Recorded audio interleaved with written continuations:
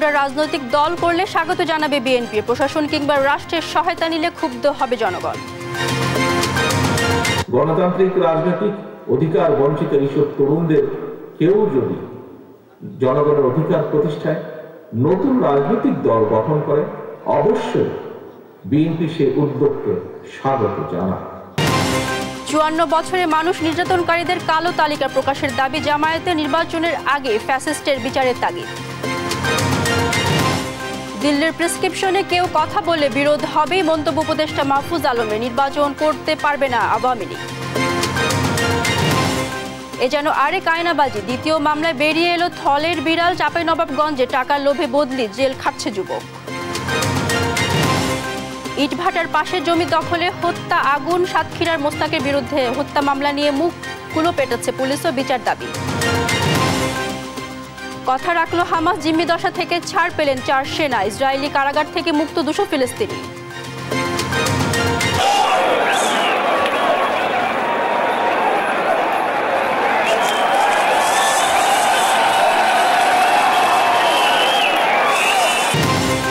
এবং আবারও ঢাকায় ফিরছে বিপিএল, দুপুরে ফরচুন বরিশালের মুখোমুখি হবে সিলেটের স্ট্রাইকার, সন্ধ্যায় রংপুরের প্রতিপক্ষ রাজশাহী। দর্শক দেখছিলেন সংবাদ শিরোনামগুলো। সংবাদ সকালে আপনাদের সাথে আছি আমি মারজানা শক্তি। জানাবো বিস্তারিত। তরুণদের কেউ নতুন রাজনৈতিক দল গঠন করলে বিএনপি তাকে স্বাগত জানাবে, তবে রাজনৈতিক দল গঠনের প্রশাসন কিংবা রাষ্ট্রের সহায়তা নিলে জনগণ ক্ষুব্ধ হবে বলে মন্তব্য করেছেন বিএনপির ভারপ্রাপ্ত চেয়ারম্যান তারেক রহমান। তিনি আরও বলেন, নির্বাচন নিয়ে বিতর্ক সৃষ্টি করার অর্থ পরাজিত ফ্যাসিস্টকে সুযোগ তৈরি করে দেয়া। আরও জানাচ্ছেন জান্নাতুল মোহনা। জাতীয় শিক্ষক দিবস উপলক্ষে শনিবার বিকেলে চাকরি জাতীয়করণের দাবিতে রাজধানীর ইঞ্জিনিয়ার্স ইনস্টিটিউশনে শিক্ষক কর্মচারীদের নিয়ে প্রীতি সমাবেশ করে বিএনপি। এ সময় নির্বাচনকালীন সরকার নিয়ে বিএনপির সঙ্গে একাত্মতা জানান অন্যান্য দলের নেতারা। মির্জা ফখরুল ইসলাম আলমগীর যে প্রশ্নটা তুলেছেন সেই প্রশ্ন যুক্তিসঙ্গত। আপনি সরকারে থাকবেন, আবার দলও বানাবেন। আপনি নিজে পুরুষ মানুষও বলবেন, আবার মেয়ে মানুষও বলবেন, এরকম হবে না। দল ক্ষমতায় গেলে জিডিপির 5% শিক্ষা খাতে ব্যয় করার কথা জানান বিএনপির কেন্দ্রীয় নেতারা। এ সময় জ্ঞানভিত্তিক সুন্দর সমাজ গড়তে শিক্ষকদের অবদানকে গুরুত্ব দেওয়ার আহ্বান জানান তারা। বলেন, গণতন্ত্র প্রতিষ্ঠায় বিএনপির আন্দোলন চলবে। জনতার যে বিপ্লব হয়েছে, যে অভ্যুত্থান হয়েছে, তারপরে ছাত্র জনতা যে ক্লাসরুম থেকে বের হয়ে এসেছিল, আমি শিক্ষক হিসাবে বিশ্বাস করি, শিক্ষক হিসাবে আমাদের গুরু দায়িত্ব হচ্ছে সেই প্রত্যেকটি ছাত্র ছাত্রীকে ক্লাসরুমে ফিরিয়ে নিতে হবে। জিডিপির 5% আগামী দিনে শিক্ষা ক্ষেত্রে বিনিয়োগ ইনশাআল্লাহ করা হবে। অনেক বড় বড় আমরা কলেজ দেখেছি গ্রামে গঞ্জে, কিন্তু ছাত্রদের যে মূল যে বিষয়টি নৈতিক শিক্ষা, সেটা যদি শিক্ষকের মধ্যে না থাকে তাহলে সমাজ একেবারে ভেঙে যাবে, একেবারে তছনছ হয়ে যাবে। বিএনপির ভারপ্রাপ্ত চেয়ারম্যান তারেক রহমান জানান, বিএনপি সংস্কার ও নির্বাচন দুটিরই পক্ষে, তবে বাজার নিয়ন্ত্রণে অন্তর্বর্তী সরকার ব্যর্থতা দায় এড়াতে পারে না। বিএনপি সংস্কার এবং নির্বাচন দুটোরই পক্ষে, দুটোই অত্যন্ত জরুরি। তরুণদের কেউ নতুন রাজনৈতিক দল গঠন করলে বিএনপি স্বাগত জানাবে উল্লেখ করে তিনি বলেন, দল গঠনে প্রশাসন কিংবা রাষ্ট্রের সহায়তা নিলে জনগণ ক্ষুব্ধ হবে।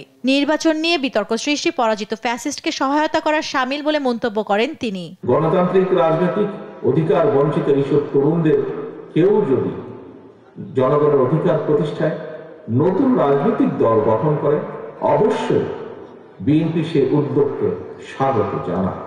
রাজনৈতিক দল গঠন করতে গিয়ে কেউ যদি রাষ্ট্রীয় কিংবা প্রশাসনিক সহায়তা নেন, সেটি জনগণকে হতাশ করবে, কিংবা অন্য রাজনৈতিক দলের প্রতি তাদের আচরণ কিংবা বক্তব্য মন্তব্য যদি ঝগড়াসুলভ অথবা প্রতিহিংসামূলক হয়, সেটিও জনগণের কাছে হবে অনাকাঙ্ক্ষিত।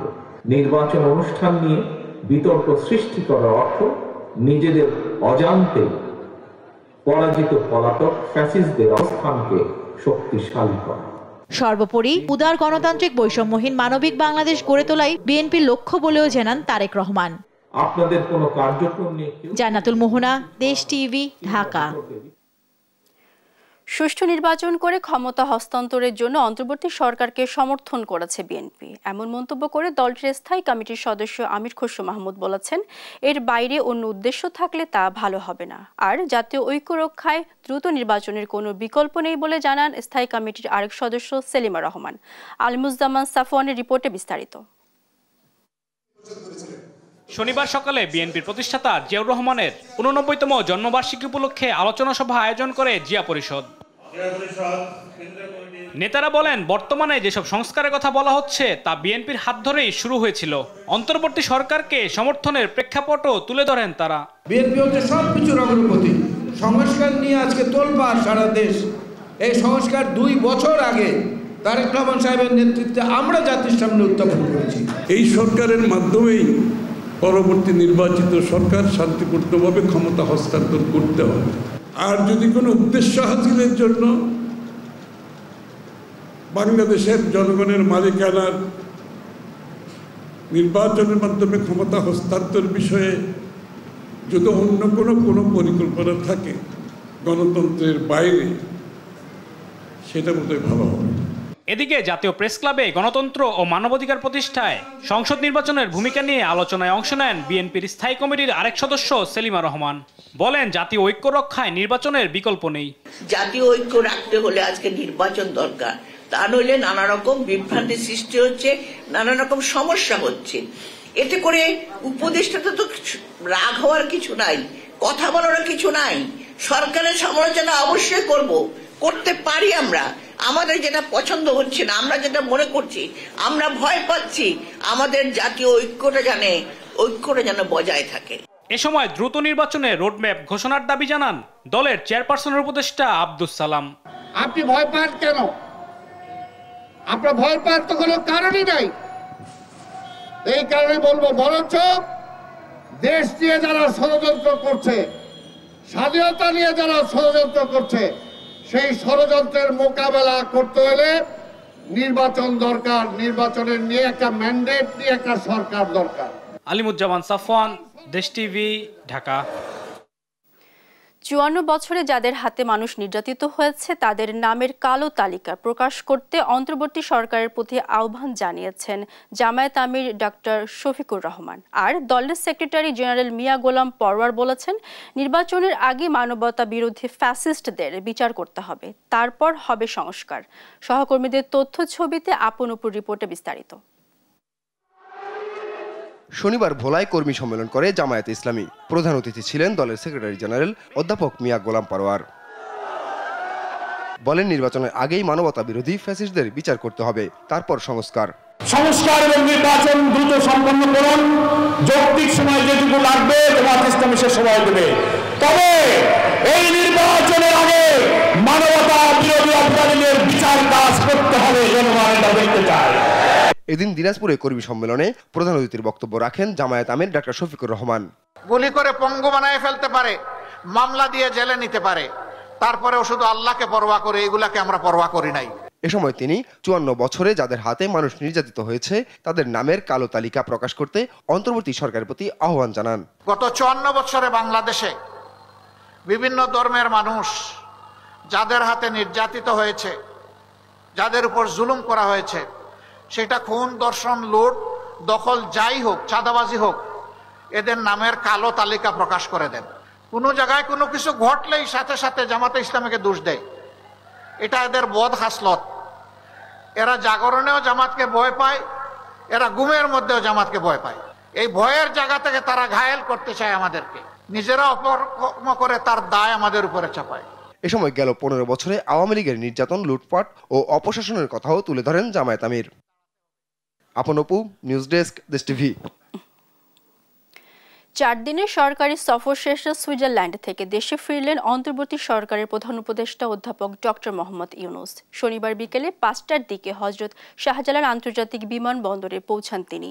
প্রধান উপদেষ্টার প্রেস উইং জানিয়েছেন, সুইজারল্যান্ডের দাভোসে বিশ্ব অর্থনৈতিক ফোরামের বার্ষিক সভার বিভিন্ন অধিবেশন এবং অন্যান্য উচ্চ পর্যায়ের সাইড লাইনে কমপক্ষে 47টি অনুষ্ঠানে যোগ দিয়েছেন ডক্টর মোহাম্মদ ইউনূস। WEF চলাকালে খুব ব্যস্ত সময় কাটিয়েছেন প্রধান উপদেষ্টা। এ এ সময় বেশ কয়েকজন সরকার প্রধান, রাষ্ট্রপ্রধান ও বিশিষ্ট ব্যক্তিদের সঙ্গে বৈঠকে যোগ দেন ডক্টর মোহাম্মদ ইউনূস। সংস্কার কমিশনের সুপারিশের ভিত্তিতে ন্যূনতম সংস্কার শেষে দ্রুতই নির্বাচন হবে, সেখানে ভারতপন্থী আওয়ামী লীগ কোনোভাবেই অংশ নিতে পারবেন না বলে জানিয়েছেন উপদেষ্টা মাহফুজ আলম। শনিবার লক্ষ্মীপুরের রামগঞ্জে স্থানীয় ছাত্র জনতার সংবর্ধনা অনুষ্ঠানে একথা বলেন তিনি। উপদেষ্টা আরও বলেন, অন্তর্বর্তী সরকার নিরপেক্ষ থেকে নির্বাচন আয়োজন করবে, তবে কেউ দিল্লির প্রেসক্রিপশনে চললে তার সঙ্গে বিরোধ হবে বলেও হুঁশিয়ারি দেন তিনি। হাসান মাহমুদের রিপোর্ট, জানাচ্ছেন মোহাম্মদ সাকিব। জুলাই বিপ্লবের অন্যতম সংগঠক অন্তর্বর্তী সরকারের উপদেষ্টা মাহফুজ আলমের নিজ গ্রামে সফর উপলক্ষে সংবর্ধনার আয়োজন করেন রামগঞ্জের সর্বস্তরের ছাত্র জনতা। শনিবার এই সংবর্ধনা অনুষ্ঠানে যোগ দেয় স্থানীয় বিভিন্ন রাজনৈতিক দল ও সামাজিক সংগঠনের নেতারা। বিচারের দাবি নিয়ে সামনের সারিতে যোগ দেন বৈষম্য বিরোধী আন্দোলনে শহীদ পরিবারের সদস্যরা। যারা আমাদের সন্তানদের খুন করছে তাদের পাশে চাই, এর চেয়ে বড় কিছু চাওয়ার নেই, বেশি কিছু আমার আর চাওয়ার নেই। 6 মাস হয়ে গেছে আমার ছেলে হারা গেছে। আমি বুঝি আমার ছেলে হারানোর কত কষ্ট, কত বেদনা। আমার ছেলে আজ 6 মাস আমাকে একবার আম্মু করে ডাকে না, খাইতেও আসে না। আমার একমাত্র ছেলে, আমি এই দুঃখ আমি কার কাছে বলবো? আমিও চাই যারা আমার ছেলেকে মারছে তাদের বিচার হোক। জুলাই আন্দোলনের অন্যতম সংগঠক মাহফুজ আলমকে পেয়ে গর্বিত বলে জানান স্থানীয়রা। সে আমাদের গর্বিত সন্তান, আমাদের সন্তান, সে রামগঞ্জের গৌরব নিয়ে আসছে আমাদের জন্য, এটা আমাদের একটা অহংকার। অনুষ্ঠানে উপদেষ্টা মাহফুজ আলম বলেন, বাংলাদেশে এখন সেনা শাসনের কোনো প্রেক্ষিত নেই। যারা রক্ত দিয়ে স্বৈরাচারের পতন করেছে তারাই সংস্কার করবে। বাংলাদেশে সেনা শাসন আসার কোনো প্রেক্ষিত নেই। আমরা এবার কারো মদদে, কোন রাষ্ট্রের মদদে হাসিনাকে উৎখাত করিনি। আমরা জনগণ, ছাত্র জনতা রক্ত দিয়ে হাসিনাকে উৎখাত করেছি। সরকারের সাথে অন্যান্য ফ্যাসিবাদ বিরোধী শক্তির কোনো বিরোধ নেই, তবে যারা দিল্লির প্রেসক্রিপশনে চলবে তাদের সাথে বিরোধ হবেই বলে হুঁশিয়ারি দেন মাহফুজ। বাংলাদেশপন্থী কারোর সাথে আমাদের কোনো বিরোধ নেই, কিন্তু দিল্লির দাবিদারি করার কোনো অপচেষ্টা হলে বিরোধ হবেই হবে। এদিন চাঁদপুরের হাজীগঞ্জে পথসভায় কথা বলেন উপদেষ্টা। বলেন, আগামী নির্বাচন হবে বাংলাদেশপন্থীদের, ভারতপন্থী আওয়ামী লীগকে নির্বাচনে অংশ নিতে দেয়া হবে না বলেও স্পষ্ট জানিয়ে দেন মাহফুজ আলম। যারা বাংলাদেশপন্থী তাদের মধ্যকার নির্বাচন হবে, বাংলাদেশ বিরোধী আওয়ামী লীগ ফ্যাসিবাদীদের কোনোভাবেই নির্বাচনে অংশগ্রহণ করতে দেওয়া হবে না। সংস্কার কমিশনের সুপারিশের ভিত্তিতে ন্যূনতম সংস্কার শেষেই হবে আগামী নির্বাচন। নির্বাচনের মাধ্যমেই গণতন্ত্রের পথে যাত্রা হবে বলেও জানান এই উপদেষ্টা। মোহাম্মদ সাকিব, দেশ টিভি। ভারতীয় সাম্রাজ্যবাদ এত সহজে হার মানবে না। দেশটি ইসকন কার্ডে ব্যর্থ হয়ে এবার নতুন করে প্রধান উপদেষ্টার পদত্যাগের গুজব ছড়ানোর চেষ্টা করেছে, এমন মন্তব্য করেছেন আমার দেশ পত্রিকার সাধারণ সম্পাদক মাহমুদুর রহমান। শনিবার সকালে চট্টগ্রাম প্রেস ক্লাবে সাংবাদিকদের সঙ্গে মতবিনিময় সভায় তিনি বলেন, বিপ্লব পরবর্তীতে বিভক্তি হয়ে পড়েছে মানুষ, কিন্তু ঐক্য বিনষ্ট করা যাবে না, এতে সুযোগ নেবে ভারত। 5 আগস্টের ঐক্য সবাইকে ধরে রাখার আহ্বান জানিয়ে মাহমুদুর রহমান বলেন, ঐক্য ধরে রাখতে রাজনৈতিক দলগুলোকে অগ্রণী ভূমিকা রাখতে হবে। যে দলই ক্ষমতায় আসুক, আমার দেশ পত্রিকার নীতিতে কোনো পরিবর্তন হবে না বলেও জানান মাহমুদুর রহমান।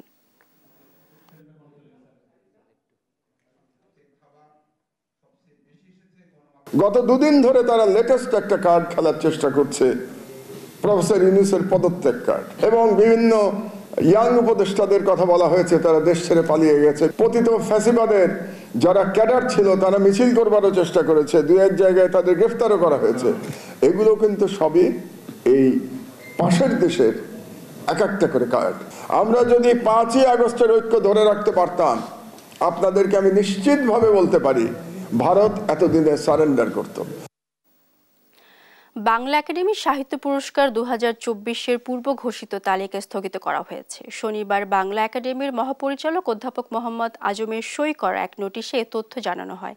এর আগে গেল 23 জানুয়ারি বাংলা একাডেমির সাহিত্য পুরস্কার 2024-এর জন্য 10 ক্যাটাগরিতে 10 জনের নাম ঘোষণা করা হয়। তারা হলেন কবিতায় মাসুদ খান, কথা সাহিত্যে সেলিম মোর্শেদ, নাটক ও নাট্য সাহিত্যে সুভাষিস সিনহা, প্রবন্ধ ও গদ্যে সলিমুল্লাহ খান, শিশু সাহিত্যে ফারুক নওয়াজ, অনুবাদে GH হাবিব, গবেষণায় মোহাম্মদ শাহজাহান মিয়া, বিজ্ঞানে রিজাউল রহমান, মুক্তিযুদ্ধে মোহাম্মদ হান্নান ও ফোকলোরে সৈয়দ জামিল আহমেদ।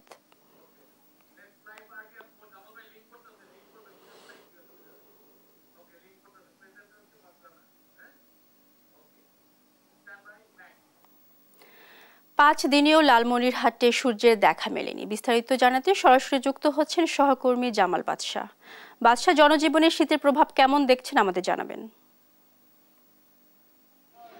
মারজানা, গত 5 দিন ধরে লালমনিরহাটের মানুষ কিন্তু সূর্যের দেখা পায়নি এবং স্থানীয় আবহাওয়া অধিদপ্তর জানিয়েছে আজকে দুপুরের দিকে কিন্তু সূর্যের দেখা আসলে লালমনিরহাটের মানুষ পেতে পারে এবং গত 5 দিনের শীতে কিন্তু লালমনিরহাটের সর্বস্তরের মানুষের উপর শীত নেতিবাচক প্রভাব ফেলেছে। আজকে সকাল 6টায় লালমনিরহাটের পার্শ্ববর্তী রাজারহাট উপজেলায় যে আবহাওয়া অফিস রয়েছে সেখানে তাপমাত্রা রেকর্ড করা হয়েছে 11.5 ডিগ্রি সেলসিয়াস এবং গত কয়েকদিন ধরেই কিন্তু এই আবহাওয়া 11 থেকে 13 ডিগ্রি সেলসিয়াস পর্যন্ত উঠানামা করছে। গত 5 দিন ধরে সূর্যের দেখা না মেলায় কিন্তু একেবারে জবুথবু অবস্থা এবং দিনের বেলাতেও ঘন কুয়াশা চারপাশ ঢাকা থাকার কারণে কিন্তু অনেক যানবাহনকে আমরা তাদের হেডলাইট জ্বালিয়ে চলাচল করতে দেখেছি। এছাড়া তিস্তা এবং ধরলা নদী তীরবর্তী যে বাসিন্দারা রয়েছেন তারা বিশেষ করে কষ্টে দিনাতিপাত করছেন এবং দিনমজুর এবং শ্রমজীবী যে মানুষজন রয়েছে তাদের কিন্তু অনেকটাই তাদের কাজ সম্পাদন করতে অনেক বেগ পেতে হচ্ছে। এই তীব্র শীতের কারণে কিন্তু লালমনিরহাটের যে শ্রমজীবী মানুষরা রয়েছে তাদের কিন্তু অনেকটাই আসলে আয় কমেছে বলেও আমাদেরকে তারা জানিয়েছেন। বিশেষ করে ব্যাটেল চালিত রিক্সা এবং ব্যাটারি চালিত যে অটো রিক্সা রয়েছে তাদের সাথে কথা হয়েছে। তারা যেটি জানিয়েছেন যে সকালে তীব্র শীত থাকার কারণে এবং দিনের বেলাও ঘন কুয়াশা থাকার কারণে কিন্তু প্রয়োজন ছাড়া মানুষজন ঘর ছাড়ছেন না। এতে কিন্তু আসলে তাদের যাত্রী সংকটে পড়তে হচ্ছে, অর্থাৎ আয়ের ক্ষেত্রে কিন্তু আসলে অনেকটাই প্রভাব পড়ছে। এছাড়া তীব্র শীতের কারণে লালমনিরহাট সদর হাসপাতাল থেকে শুরু করে সবগুলো উপজেলা যে স্বাস্থ্য কমপ্লেক্স রয়েছে এবং সেই উপজেলা স্বাস্থ্য কমপ্লেক্সগুলোতেও কিন্তু শিশু এবং বয়োজ্যেষ্ঠ রোগীর সংখ্যা তুলনামূলকভাবে বৃদ্ধি পেয়েছে। আর লালমনিরহাট জেলা প্রশাসনের সাথে কথা বলেছি, জেলা প্রশাসনের পক্ষ থেকে আমাদেরকে জানানো হয়েছে যে লালমনিরহাটের শীতার্ত মানুষের পাশে দাঁড়ানোর জন্য এ পর্যন্ত তারা 32,000 কম্বল বিতরণ করবে বলে বরাদ্দ করেছে এবং বরাদ্দকৃত কম্বলের অধিকাংশ কম্বলই কিন্তু অর্থাৎ 90%-এরও বেশি কম্বল কিন্তু এরই মধ্যে বিতরণ করেছে। তবে শীতার্ত সাধারণ যে মানুষ রয়েছে তারা যেটি বলছেন যে গত কয়েক বছরের তুলনায় কিন্তু এবছর শীতার্ত মানুষের পাশে অন্যান্য সংগঠনগুলো আসলে সেভাবে দাঁড়ায়নি। তবে সরকারের পক্ষ থেকে যে পরিমাণ কম্বল বরাদ্দ দেওয়া হয়েছে সেটি কিন্তু আসলে তুলনামূলকভাবে একেবারে অপ্রতুল। সব মিলিয়ে যদি বলতে চাই যে গত 5 দিন ধরে কিন্তু লালমনিরহাটে সূর্যের দেখা মিলছে না এবং আজকে দুপুরে সূর্যের দেখা লালমনিরহাটের মানুষ পেতে পারে বলে স্থানীয় আবহাওয়া অধিদপ্তর জানিয়েছে।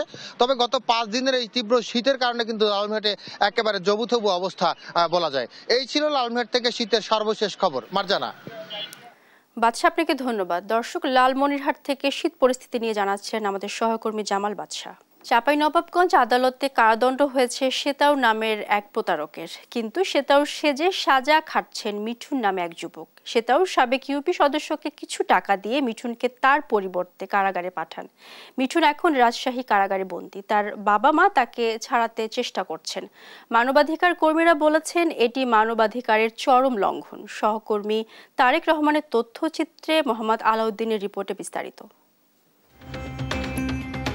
রাজশাহীর বায়া এলাকার FM auto rice and flower মিলের স্বত্বাধিকারী মোহাম্মদ আজিজ 70 লাখ টাকার চেক জালিয়াতির অভিযোগে সেতাউর রহমানের বিরুদ্ধে 2022 সালে একটি মামলা করেন। 2024 সালের 18 এপ্রিল রাজশাহীর যুগ্ম মহানগর দায়রা জজ আদালতের বিচারক রুবিনা পারভিন ওই মামলার রায়ে সেতাউরকে 1 বছরের কারাদণ্ড দেন, জরিমানা করেন 70 লাখ টাকা। মামলার রায় ঘোষণার সময় আসামি সেতাউর পলাতক ছিলেন। এরপর গত বছরের 27 অক্টোবর মিঠুন নামে এক ব্যক্তিকে সেতাউর সাজিয়ে রাজশাহীর আদালতে আত্মসমর্পণ করানো হয়। আদালতে মিঠুন নিজেকে সেতাউর পরিচয় দেন। পরে আদালত তাকে রাজশাহীর কেন্দ্রীয় কারাগারে পাঠান। আর বাইরে প্রকাশ্যেই ঘুরে বেড়ান মূল আসামি সেতাউর রহমান। এদিকে শ্বেতাউরের বিরুদ্ধে আবারও ৭৫,০০০ টাকার চেক জালিয়াতির অভিযোগে চাঁপাইনবাবগঞ্জে একটি মামলা করেন আইনজীবী আব্দুল মালেক। এ মামলায় কেন্দ্রীয় কারাগার থেকে চাঁপাইনবাবগঞ্জের আদালতে আসামি শ্বেতাউর সেজে থাকা মিঠুনকে নিয়ে যাওয়া হলে বেরিয়ে আসে থলের বিড়াল। এ সময় আইনজীবী আব্দুল মালেক আদালতকে জানান এই আসামি শ্বেতাউর নয়, তিনি অন্য কেউ। পরবর্তীতে মিঠুন আদালতে স্বীকার করেন যে তিনি শ্বেতাউর নন। টাকার বিনিময়ে শ্বেতাউর সেজে কারাগারে যাওয়ার কথা স্বীকার করেন মিঠুন। মূল আসামি হলো শ্বেতাউর রহমান মেম্বার, উনি ছিলেন আসামি, কিন্তু এই মিঠুনকে শ্বেতাউর রহমান সাজিয়া এই শ্বেতাউর রহমানই ওকে ভিতরে ঢুকিয়ে রেখেছিল। অবশ্য মিঠুনের বাবা মায়ের দাবি দরিদ্রতার সুযোগ নিয়ে শ্বেতাউর প্রতারণা করে কারাগারে বন্দী রেখেছে তার ছেলেকে। তারা এই ঘটনার তদন্ত করে মিঠুনের মুক্তির দাবি জানান। ওরা ঠিক হয়ে যায় 15 দিন 20 দিন পর আমি জানতে পারছি কি ওকে জেলখানা তো বদলি জেলখানা ফটকে বাহির কিনকালে নিয়ে চলে এসে কয়েকদিন পর জানতে পারছি তা চিল্লানি মানে চাচানো না কিছু বললো না জেনে। এদিকে এমন ঘটনায় হতবাক মিঠুনের প্রতিবেশীরাও। শ্বেতাউর মেম্বারের চেকের কাছে ওই জেল কাটছে মিঠুন।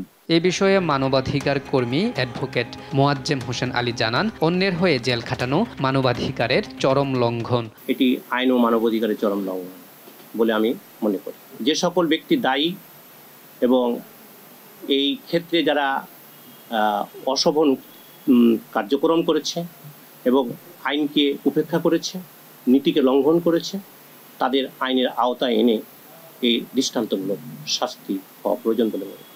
নিরপরাধ মিঠুন মুক্তি পাবে আর অপরাধীর শাস্তি হবে, এমনটাই আশা আদালত সংশ্লিষ্টদের। মোহাম্মদ আলাউদ্দিন, নিউজ ডেস্ক, দেশ টিভি। সাতক্ষীরার শ্যামনগর উপজেলায় ফসলি জমি দখল করে অবৈধ ইট ভাটার পরিধি বাড়াতে মরিয়া মোস্তাক।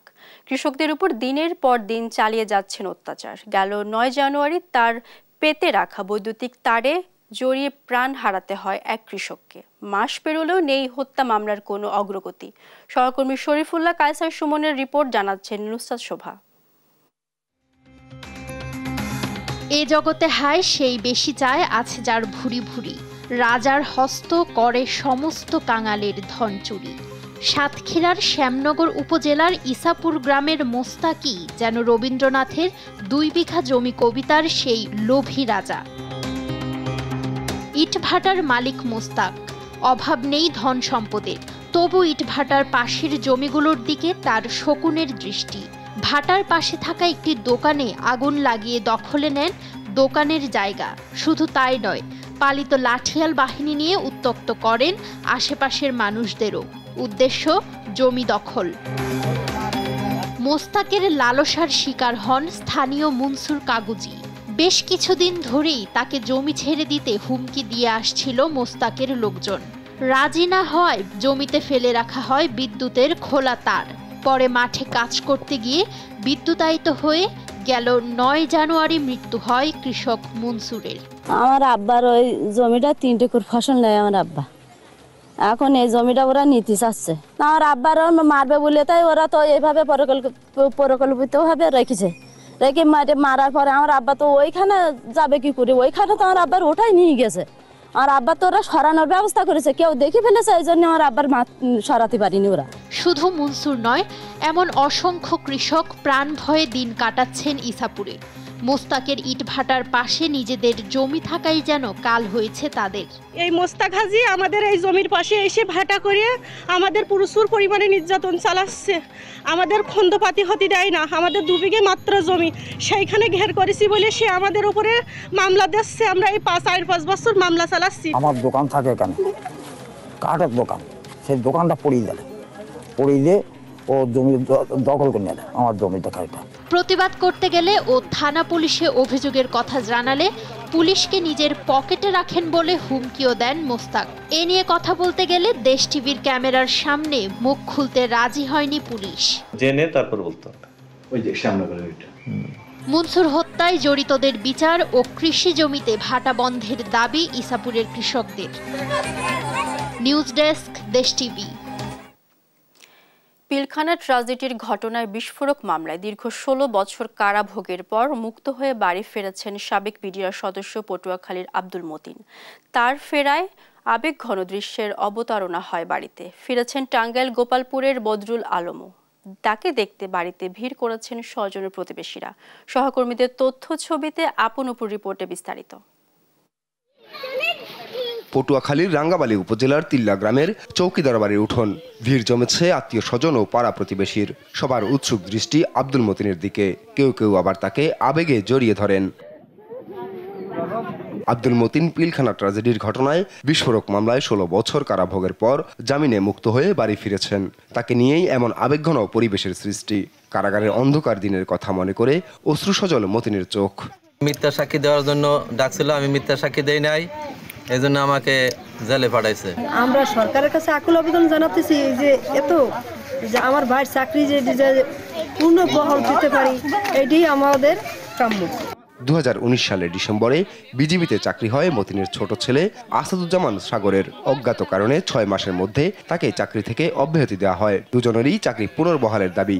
2019 সালে বিজিবিতে চাকরি পাওয়ার পরেও আমাকে ট্রেনিংয়ে ডাকা হয়। ট্রেনিং ঠিক 6 মাস পরে পাসিং আউটের 5 দিন আগে আমাকে মিথ্যা কারণ দেখিয়ে আমার বাবার ষড়যন্ত্রের সাথে ষড়যন্ত্র মিল রেখে আমাকেও সেই ষড়যন্ত্রের অন্তর্ভুক্ত করা হয়। পরবর্তীতে আমার চাকরি থেকে আমাকে ডিসমিস করে দেওয়া হয়। এদিকে 40 দিন বয়সী কন্যা সোনালীকে রেখেই কারাগারে যেতে হয় টাঙ্গাইলের বদরুল আলমকে। 16 বছর পর মুক্তি পেয়ে বাড়ি ফিরে দেখেন সবই পরিবর্তন হয়ে গেছে। 40 দিনের সেই শিশু এবার এসএসসি পরীক্ষার্থী। বাবাকে কাছে পেয়ে আবেগাপ্লুত সোনালী। এখন খুব ভালো লাগতেছে, কারণ আমার বাবা ফিরে আইছে বাড়িতে, এখন অবশ্যই ভালোই লাগবে। অতি কষ্টে দিনাতিপাত করা রেখা আক্তার একসময় ছেড়েই দিয়েছেন স্বামীর ফেরার আশা। এতদিন পর স্বামীকে কাছে পেয়ে খুশি তিনিও। পিলখানার ঘটনার সময় ব্যারাকে থেকেও আসামি হয়েছেন। দাবি করে চাকরিতে পুনর্বহাল ও ক্ষতিপূরণ চাইলেন বদরুল। এই ঘটনার সাথে আমরা কোনো কিছুই জানতাম না। আমরা তো প্যারেডে ছিলাম, প্যারেডে শেষ হবো, আমরা ছুটি চলে আসবো। আমাদের কার্যক্রম, সকল কার্যক্রম আমাদের শেষ হয়ে গেছিল। তো আমরা ছুটি যাওয়ার জন্য প্রস্তুত হয়েছিলাম, কিন্তু আমরা ছুটি আর যাইতে পারি নাই। পরে এই ঘটনার পরেও আমি 2 মাস চাকরি করি, তারপরে আমার পিলখানা থেকে ওই পুলিশের কাছে হস্তান্তর করে। তখন আমার খুব কষ্ট ছিল। এখন মনে করেন যে এখন বাড়িতে আসছে, এখন আমার একটাই অনুরোধ যে চাকরিটা যেন ফেরত পায়। হতদরিদ্র বদরুলের পরিবারের পাশে দাঁড়াতে সরকারের প্রতি আহ্বান জানিয়েছে এলাকাবাসী। আপন অপু, নিউজ ডেস্ক, দেশ টিভি। মায়ের স্বপ্ন পূরণে অদম্য ইচ্ছা শক্তির কাছে হার মেনেছে দরিদ্রতা। পড়াশোনার পাশাপাশি বাবার সঙ্গে চায়ের দোকান সামলেও মেডিকেল ভর্তি পরীক্ষা উত্তীর্ণ হয়েছেন মুন্সিগঞ্জের চা দোকানি ইউনুস ব্যাপারীর ছেলে রিফাত ব্যাপারী। সহকর্মী সুমিত সরকার সুমনের তথ্য ছবিতে আব্দুল্লাহ মারুফের রিপোর্টে বিস্তারিত।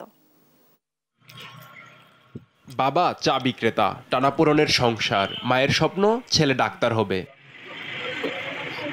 অভাব অনটনের সংসারে বাবাকে সহযোগিতা করার পাশাপাশি মায়ের স্বপ্ন পূরণে পড়াশোনায় মনোযোগী ছিল রিফাত। তাই তো বাবার সঙ্গে চায়ের দোকানে কাজ করেও এবারের মেডিকেল ভর্তি পরীক্ষায় মেধা তালিকায় স্থান করে নিয়েছে সে। 323তম স্থান অর্জন করে সুযোগ পেয়েছেন স্যার সলিমুল্লাহ মেডিকেল কলেজে ভর্তির। আমরা চিকিৎসা গরিব মানুষ, এরকম চিকিৎসা পাই না, ওইটা থেকে মানে ওর ইচ্ছা। ছেলে ডাক্তারি চান্স পাইছে, এখন মনে করেন যতই কষ্ট হোক না কেন এইভাবেই চার বেচে আমার উপার্জন কইরা ছেলেকে টাকা পয়সা দিতে হবে, চালাইতে হবে, আর নিজেরও চলতে হবে। কথায় আছে ইচ্ছে থাকলে উপায় হয়। তারই উদাহরণ রিফাত। তাকে দমাতে পারেনি পরিবারের অসচ্ছলতা, অভাব অনটন। অদম্য ইচ্ছা শক্তি আর মনোবলই তাকে পৌঁছে দিয়েছে স্বপ্ন পূরণের দ্বারপ্রান্তে। আমার মাও স্বপ্ন দেখাইছে, দেখছি সেই জায়গা থেকেই ডাক্তার একটা ম্যাজিক জানে, একটা রোগীকে সে চাইলেই সুস্থ করে দিতে পারে। অবশ্যই এর উপর আল্লাহর রহমত আছে, তারপরেই তো ডাক্তার। রিফাতের সাফল্যে খুশি তার শিক্ষক, সহপাঠী ও এলাকাবাসী। শিক্ষকদের থেকে কিভাবে আদায় করে নিতে হয়, কিভাবে শিক্ষার উচ্চ শিখরে পৌঁছতে হবে, এর লক্ষ্যটার মধ্যে ছিল। পান খুললা দিলে থেকে দোয়া করি, আল্লাহ এই জন্য আশা পূর্ণ করে। আমরা চাই রিফাত একজন ভালো ডাক্তার হয়ে এলাকাবাসীর সেবা করুক।